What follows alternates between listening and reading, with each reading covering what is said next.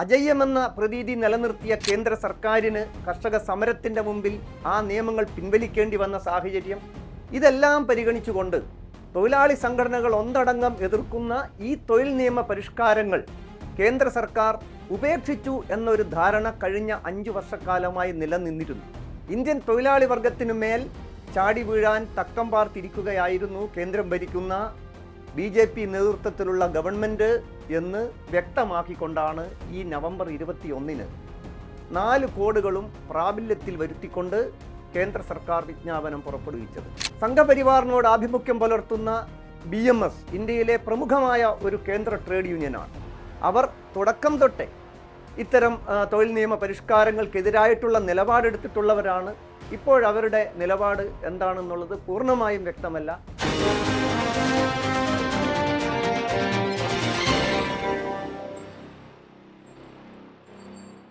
ഇക്കഴിഞ്ഞ നവംബർ 21-ാം തീയതി കേന്ദ്ര സർക്കാർ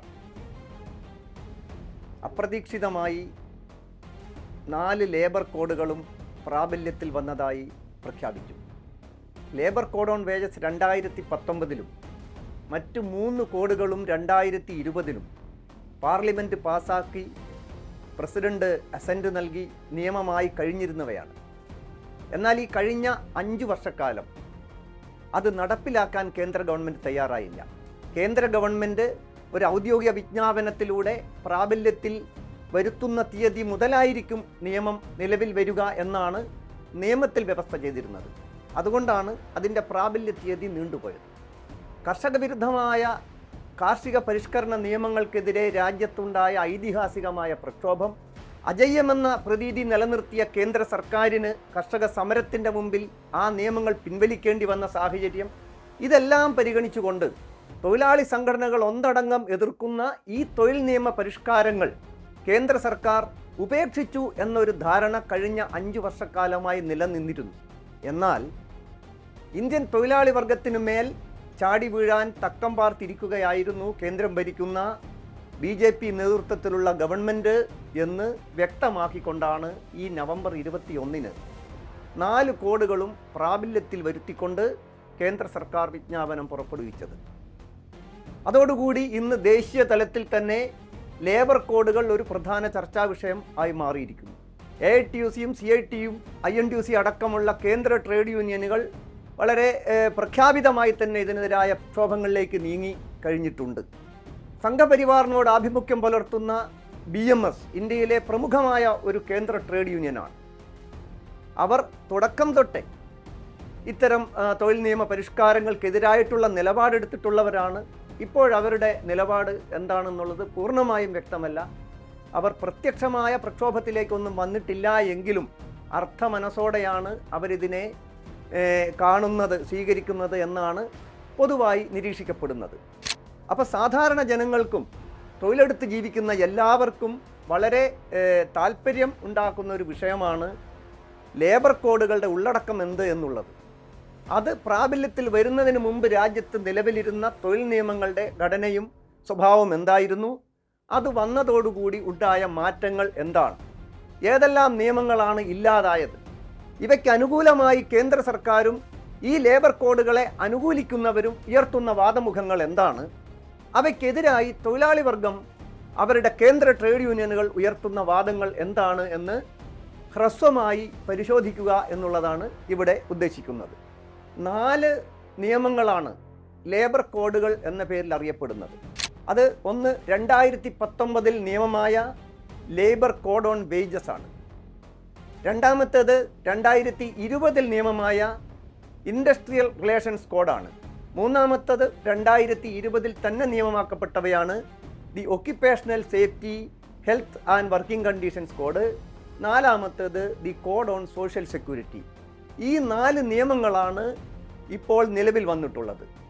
ഈ നിയമങ്ങൾ രാജ്യത്ത് മുൻപ് നിലവിലിരുന്ന, അതായത് ബ്രിട്ടീഷ് കാലം തൊട്ട് നിലവിലിരുന്ന 29 നിയമങ്ങൾക്ക് പകരമായിട്ടാണ് വന്നത്. എന്ന് പറഞ്ഞാൽ രാജ്യത്തിൽ നിലവിലിരുന്ന 29 കേന്ദ്ര നിയമങ്ങൾ ഇല്ലാതാവുകയും ആ സ്ഥാനത്ത് ഈ 4 ലേബർ കോഡുകൾ നടപ്പിൽ വരികയും ചെയ്തു എന്നുള്ളതാണ്. അപ്പോൾ പിന്നെ ലേബർ കോഡ് ഓൺ വേജസിൽ അത് വരുന്നതോടുകൂടി റിപ്പീൽ ചെയ്യപ്പെട്ട നിയമങ്ങൾ ഏതാണ്? റദ്ദാക്കപ്പെട്ട നിയമങ്ങൾ ഏതാണ്? 4 നിയമങ്ങളാണ് ലേബർ കോഡ് ഓൺ വേജസ് നിലവിൽ വരുന്നതോടുകൂടി ഇല്ലാതാവുന്നത്. അതിലൊന്ന് the payment of wages act 1936.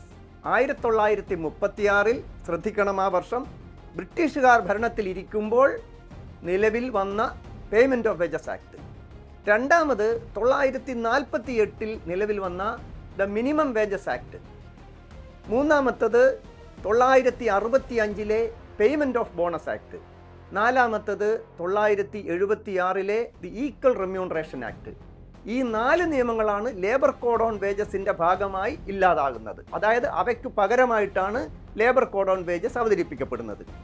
അടുത്തത് ഇൻഡസ്ട്രിയൽ റിലേഷൻസ് കോഡാണ്. 3 നിയമങ്ങളാണ്. 3 നിയമങ്ങൾ എന്ന് പറയുമ്പോൾ 3 സുപ്രധാന നിയമങ്ങളാണ്. തൊഴിലാളി വർഗത്തിൻ്റെ സംഘടിക്കാനുള്ള അവകാശത്തെ സംബന്ധിച്ചും സമരം ചെയ്യാനുള്ള അവകാശത്തെ സംബന്ധിച്ചും കൂട്ടായ വിലപേശലുള്ള അവകാശത്തെ സംബന്ധിച്ചും എല്ലാം അതിപ്രധാനമായിട്ടുള്ള 3 നിയമങ്ങളാണ് ഇല്ലാതാവുന്നത്. അവയ്ക്ക് പകരമാണ് ഇൻഡസ്ട്രിയൽ റിലേഷൻസ് കോഡ് വരുന്നത്. ആ നിയമങ്ങളിൽ ഒന്നാമത്തത് ദ ട്രേഡ് യൂണിയൻസ് ആക്ട് 1926. ഇന്ത്യയിലെ തൊഴിലാളികൾക്ക് സംഘടിക്കാനും അവരുടേതായ സംഘടന രൂപീകരിക്കാനും അവകാശം നൽകുന്ന നിയമമാണ് ട്രേഡ് യൂണിയൻസ് ആക്ട്.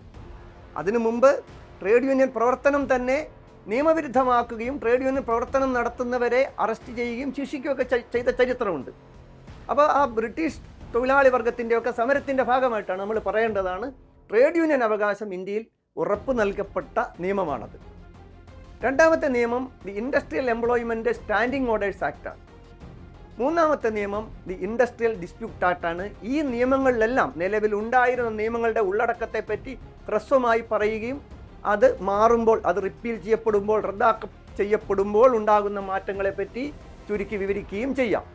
മൂന്നാമത്തെ code the occupational safety health and working conditions കോഡാണ്. നിലവിലുണ്ടായിരുന്ന 13 നിയമങ്ങളാണ് ഇതിൻ്റെ ഭാഗമായി ഇല്ലാതാവുന്നത്. ആ 13 നിയമങ്ങളിൽ വളരെ പ്രധാനപ്പെട്ട നിയമങ്ങളുണ്ട്. The factories act 948 factories act, 951 plantation labour act, 952 the mines act, the working journalist and other news paper employees conditions of service and miscellaneous provision act 955, working journalist fixation of rates of wages act 958, motor transport workers act 1961, beedi and cigar workers condition of employment act 1966, contract labour regulation and abolition act 1970. 9ാമത്തെ നിയമം the sales promotion employees conditions of service act 1976. 10ാമത്തെ നിയമം the interstate migrant workmen regulation of employment and conditions of service act 1979. 11 the cine workers and cinema theatre workers act 1981. 12ാമത്തേത് the dock workers safety health and welfare act 1986. 13ാമത്തേത് the building and other construction workers regulation of employment and conditions of service act 1996. ഈ 13 നിയമങ്ങളാണ് OSH code എന്നറിയപ്പെടുന്ന occupational safety health and working condition കോഡിൽ. 4ാമത്തെ കോഡാണ് the code on social security. അതിനകത്ത് 9 നിയമങ്ങളാണ്. The employees compensation act, the employees state insurance act, employees provident fund and miscellaneous provisions act 1952, the employment exchange compulsory notification of vacancies act 1959, maternity benefit act 1961, payment of gratuity act 1972, cine workers welfare fund act 1981, the building and other workers welfare cess act 1996, unorganised workers social security act 2008. ഇങ്ങനെയാണ് ഈ 9 നിയമങ്ങളടക്കം 29 നിയമങ്ങളാണ് ഈ 4 കോഡുകൾ പകരം വയ്ക്കുന്നത്.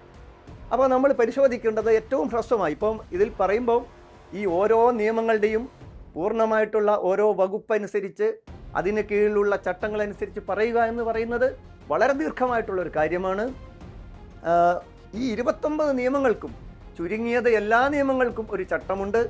കേന്ദ്ര നിയമങ്ങളാണ് ഇവ എന്നിരിക്കെ കേന്ദ്ര സർക്കാരിൻ്റെ റൂൾസും സ്റ്റേറ്റ് ഗവൺമെൻറ്റിൻ്റെ റൂൾസുമുണ്ട്. സംസ്ഥാന സർക്കാർ രൂപീകരിച്ച റൂൾസ്, ചില നിയമങ്ങൾക്ക് ഒന്നിലധികം റൂൾസ് ഉണ്ട്. ഉദാഹരണമായിട്ട് payment of wages act, industrial dispute act, ഇതിനൊക്കെ ഒന്നിലധികം റൂൾസ് ഉണ്ട്. അപ്പോൾ അതിൽ അത്രയധികം ചട്ടങ്ങളും ഈ നിയമങ്ങളും പുതിയതുമായി കമ്പയർ ചെയ്യുക എന്ന് പറയുന്നത് വളരെ ദീർഘമായ ഒരു പ്രക്രിയയാണ്.